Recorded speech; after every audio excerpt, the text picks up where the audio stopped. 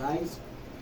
Magandang hapon po sa inyo. Natutunan po ulit tayo sa ating pong Kremco Station negosyo. So sa ngayon, nandito po tayo ulit sa opisina ng Kremco dito po sa mall na dito po sa Ubay na kanina nagtimpla tayo ng iba't ibang produkto. So ngayon sa oras na ito, magtitimpla tayo ng tinatawag na sa pet shampoo, no? So sa ngayon, maraming mga ngayon, yung pag bumili ka ng pet shampoo, medyo expensive, no?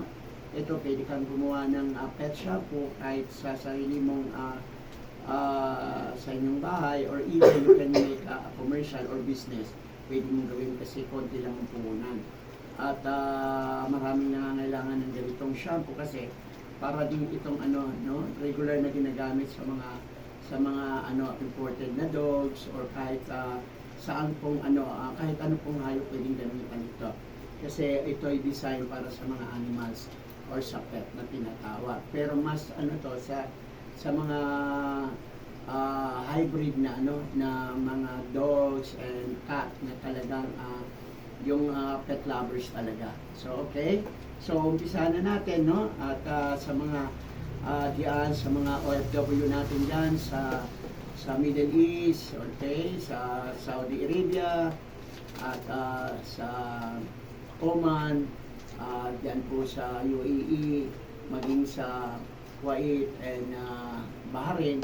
So kamusta po kayo diyan? At ating pong mga deployed sa Asia at lahat po na na-deploy dito po sa area ng ng Bohol at sa Valencia, no, at sa Bukidnon, under po sa ating pong manager po na si Judel, no. Kaya kayo po ini-invite namin para pwede po kami magkaroon ng online, no, sa lahat ng gusto po magnegosyong OFW para po sa ating integration program. It is for free. Free po yung ating pagla-livelihood. At bibili nyo lang po ito sa murang halaga, no? Magkakaroon na kayo ng negosyo sa pamamagitan ng inyong puhunan, 400 up to 600 pesos. Ang balik po sa inyo ng kalahati, no? Depende po sa inyong pagmamarket. Tawagan nyo lang po si Kuya Rods at ang Kremco para sa ganun po, mabigyan po kayo kung paano po natin ito ibibenta. Meron po tayong tinatawag na yung sa ating pong online market, katulad ng Shopee, Lazada, TikTok. Meron po tayong sariling Facebook. Nandun po lahat ng ating produkto. Ngayon, umpisa na po natin, no? Ang ating po ngayong tatalakayin is about dito po sa pet shampoo. Okay? Meron po tayong tinatawag na, yung ating pong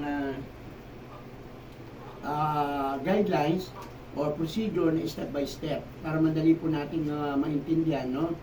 Kaya ngayon po ay umpisahan po natin para at least sa mga bibili, sa mga mag-o-order, may kasama po itong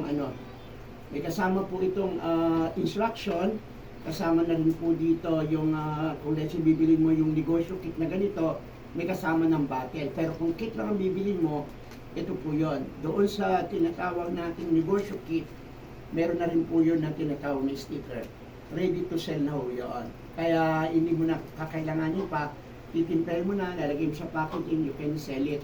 If you want to buy this one, no, pwede ka pong mag-retailing station, no? Bibili ka lang ng malaking galon at ilalagay mo po doon yung natimpla mo at doon po pwede mong ibenta sa inyong mga kapitbahay. Okay? So sige po, umpisa na po natin ang ating pong pet shampoo. Okay? Unang instruction po, kung let's say wala po tayong magandang container, pwede po tayong gumamit ng any container na kakasya po yung tinatawag po, yung 15 yung 17 liters na chemical, no? Ibig sabihin, hindi natin kailangan ng malaking ganito, pero kakailanganin po natin yung malaking ganitong container kapag let's say 160 liters po yung titimplahan natin, or either na 50 liters. No, lalo na pag production na kayo, no? Pag marami nang bibili sa inyo, ito po yung gagamitin natin. For the meantime, dahil ang puhunan nyo lang